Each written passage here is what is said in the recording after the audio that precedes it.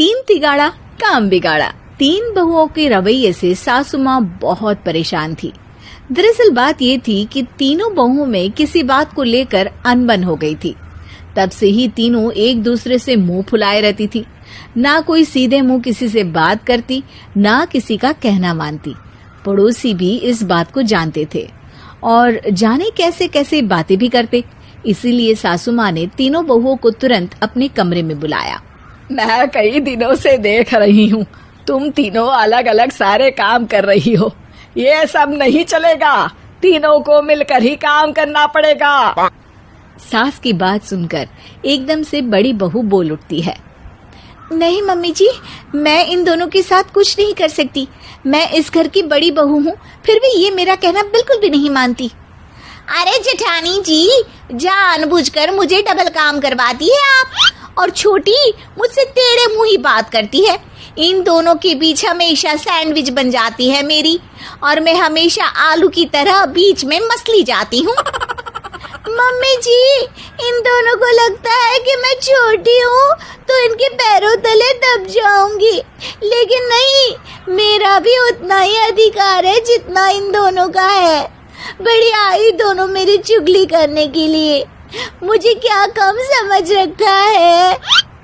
तीनों बहू एक दूसरे से बहस करने लगती है और सास दोबारा ये देखकर टेंशन में आ जाती है और सबसे कहती है, चुप हो जाओ, अब से तुम तीनों सारे काम एक साथ करोगी। आंख बंद करके एक दूसरे की बात सुनोगी। तुम तीनों इस बात को गांठ बांध लो, वरना अगली छुट्टियों में तुम्हारा अपना मायके जाना कैंसिल। सास की बातें सुनकर डर के मारे तीनों हामी भर देती हैं। जी मम्मी जी, मैं समझ गई।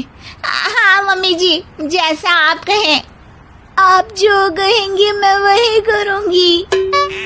तीनों बहू सास की बात को गांठ बांध लेती है और वादा करती है कि अब से सारे काम वो तीनों एक साथ मिलकर ही करेंगी।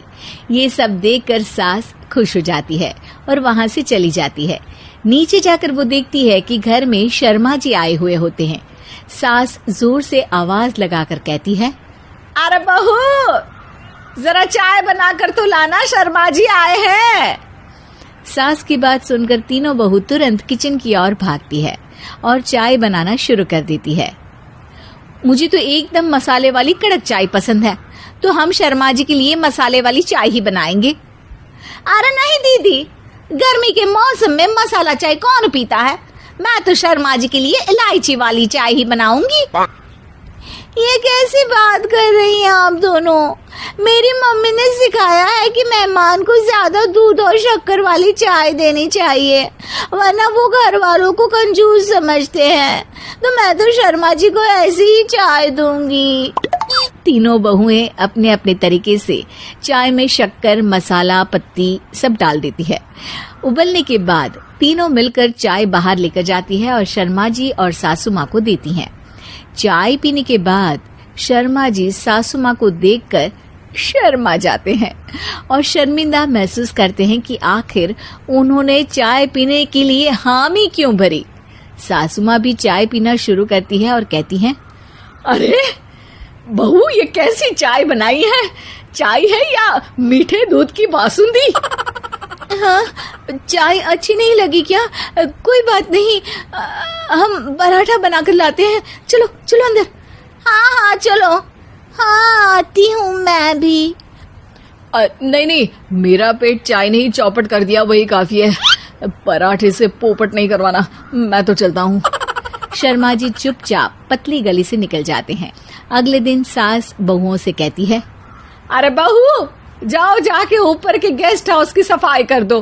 कल हमारे यहाँ मेरे दूर के रिश्तेदार आने वाले हैं, तो पूरे कमरे को चमका देना, समझी?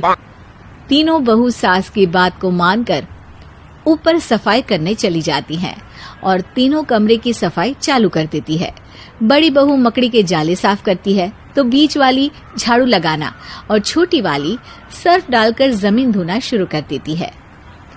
अरे दीदी, जेठानी जी, अभी मैंने पूरी फर्श धोई और आप फिर से धूल नीचे गिरा रही हैं। और मछली जेठानी जी, आप बिना झाड़ू की धूल यहाँ छटक रही हैं। अरे तीनों को साफ करना है, एक साथ सफाई करते हैं ना। अरे वही तो, हम साथ साथ हैं, घर साफ साफ है। तीनों बहू ऐसे ही काम में उलझ जाती है और 2 घंटे तक एक ही कमरे की सफाई करती रहती है। बहुत देर से अपनी बहुओं को ना देखने के कारण सास ऊपर कमरे में उन्हें देखने जाती है, लेकिन कमरे में घुसते ही वो गीली फर्श पर फिसलने के कारण नीचे गिर जाती है। ओरी मोरी मैया, हड्डी मरोड़ के रख दी। आए मेरी तो कमर ही टूट गई रे। तीनों बहुएं सास को उठाती हैं और बिस्तर पर सुला देती है। अरे मेरे हाथ पैर दर्द कर रहे हैं, दबा दो, आराम मिलेगा। हाँ जी माँ जी। अरे जी माँ जी माँ जी। और तीनों बहुएं एक साथ सास के हाथ को दबाना शुरू कर देती हैं। माँ की तो चीख ही निकल जाती है और नतीजा ये होता है कि सास के बचे हुए शरीर में भी दर्द उठ जाता है। हाय राम, ये क्या कर दिया तुम तीनों ने। अरे मेरी तो किस्मत ही फूटी है कि तुम जैसी बहुएं मुझे मिली। हे भगवान, पूरे शरीर में दर्द बढ़ गया है। अब तो पता नहीं कि चल भी पाऊंगी या नहीं। माफ करो, मुझे गलती हो गई मुझसे कि तुम तीनों को एक साथ काम करने के लिए बोला। सोचा था तीनों मिलके अच्छे से काम करेगी, लेकिन बड़े बुजुर्ग सही कहते थे कि 3 तिगाड़ा काम बिगाड़ा। तुम लोगों ने ये बात ना आज साबित करके दिखा दी। तुम तीनों को तो समझाना यानी मानो भैंस के आगे बीन बजाना है।